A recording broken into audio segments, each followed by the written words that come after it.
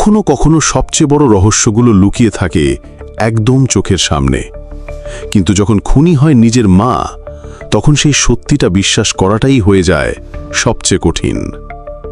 2015 সালের অগস্ট, গোয়ার শহরে এক ভাড়াটে গাড়ি চালিয়ে নিয়ে যাওয়া হয় একটি নির্জন জায়গায়। গর্ত খোঁড়া হয়, একটা বড় ট্রাঙ্ক বাক্স তুলে রাখা হয় সেই গর্তে। চারপাশে জঙ্গল, নিস্তব্ধতা। সেই বাক্সে ছিল এক মৃতদেহ। কিন্তু পুলিশ যখন সেই মৃতদেহ উদ্ধার করে 3 বছর পর, তখন গোটা দেশ স্তম্ভিত, কারণ সেই মৃতদেহ ছিল একজন তরুণী মেয়ের, নাম শীনা বোরা, আর তার খুনি তার নিজের মা ইন্দ্রাণী মুখার্জি। শীনা বোরা, যিনি বাইরের দুনিয়ার কাছে ছিলেন ইন্দ্রাণী মুখার্জির বোন, কিন্তু আসলে ছিলেন তার মেয়ে। হ্যাঁ, ইন্দ্রাণী তার মেয়েকে লুকিয়ে রাখতেন নিজের বোন পরিচয়ে। শীনা 1987 সালে জন্মায় গুয়াহাটিতে, ইন্দ্রাণী ও সিদ্ধার্থা দাসের ঘরে। কিন্তু ইন্দ্রাণী নিজের স্বামীর থেকে বিচ্ছিন্ন হয়ে যায় এবং শীনা ও তার ভাই মিখাইল বোরাকে রেখে চলে যায় কলকাতায়। এরপর ইন্দ্রাণী বিয়ে করেন পিটার মুখার্জিকে, তখনকার মিডিয়া হাউস আইএনএক্স মিডিয়ার কর্ণধার।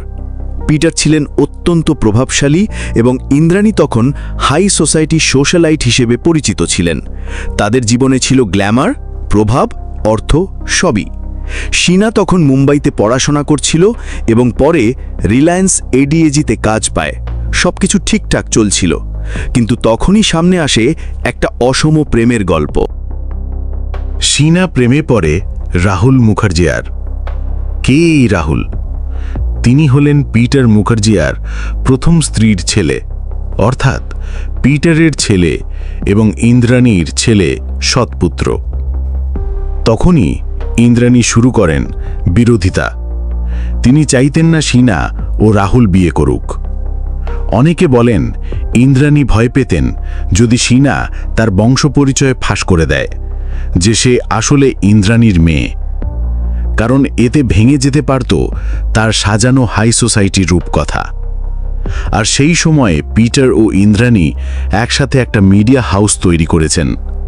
তার প্রচুর কর্পোরেট ইমেজ টেক্স ছিল, তাই ইন্দ্রাণী চেয়েছিলেন শীনাকে চিরতরে সরিয়ে দিতে। ইন্দ্রাণী গাড়ি ভাড়া করেন। সঙ্গে ছিলেন তার এক গাড়ি চালক শ্যামবর রায় এবং প্রাক্তন স্বামী সঞ্জীব খান্না, যে কলকাতা থেকে উড়ে এসেছিলেন ইন্দ্রাণীর ডাকে। সন্ধেবেলা ইন্দ্রাণী শীনাকে ডাকে দেখা করার জন্য, বলে গাড়িতে বসতে। শীনা তখন কিছুটা সন্দেহ করে, কিন্তু যান।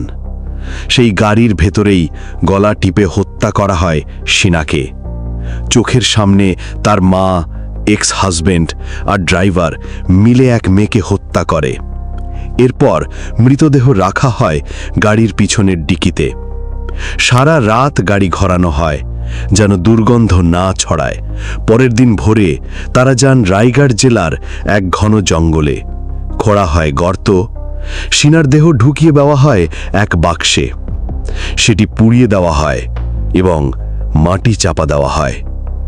ইন্দ্রাণী এরপর অফিসে ফোন করে বলেন শীনা ছুটি নিয়ে গিয়েছে, আর ফিরবে না।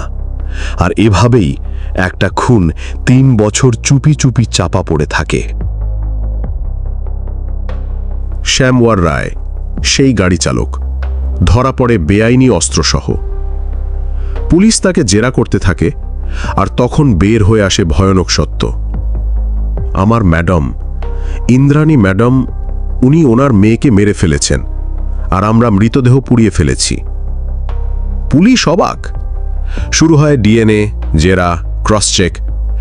এরপর রায়গড় ফরেস্ট থেকে উদ্ধার হয় একটি ট্রাঙ্ক বক্স, কিছু হাড়গোড়, যা ফরেন্সিক টেস্টে মেলে শীনা বোরার সাথে। ইন্দ্রাণী মুখার্জি ছিলেন তখন হাই সোসাইটির একজন প্রতিষ্ঠিত নাম, এমন এক সমাজসেবী, মিডিয়া মুগল, যার পরিচয় ছিল আলিট বম্বে ক্লাবের এক গ্ল্যামার ফিগার। এবার সেই ইন্দ্রাণীর মুখোশ খুলে যায়। ধরা পড়ে ইন্দ্রাণী, সঞ্জীব খান্না এবং শ্যামওয়ার রায়। মিডিয়া উত্তাল। মা হয়ে কি করে কেউ নিজের মেয়েকে খুন করতে পারে? এটা কি ছিল সোশ্যাল স্ট্যাটাস বাঁচানোর খেলা, নাকি কর্পোরেট এম্পায়ার রক্ষার জন্য একটা কোল্ড ব্লাডেড মার্ডার?